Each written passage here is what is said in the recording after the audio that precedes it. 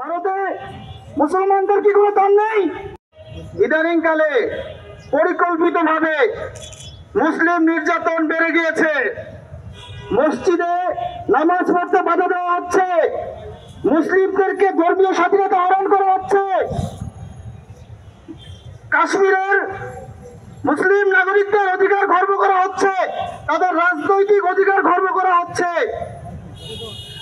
5 আগস্টের পরে বাংলাদেশে সংখ্যালঘু নির্যাতনের মেকি খবরে ভারত যেভাবে মায়া কান্না দেখিয়েছে, এখন বাংলাদেশ কেন এই বিষয়ে চুপ আছে? বাংলাদেশ কেন এখনো পর্যন্ত এই বিষয়ে রাষ্ট্রীয় কোনো নিন্দা জ্ঞাপন করছে না? ভারতে মুসলমানদের কি কোনো দাম নেই? তাদের সংখ্যালঘু নির্যাতনের ব্যাপারে বাংলাদেশ সরকার এখনো কেন চুপ রয়েছে? এই বিষয়ে দ্রুত ভারতীয় রাষ্ট্রদূতকে ডেকে এর জবাবদিহিতা নিশ্চিত করতে হবে।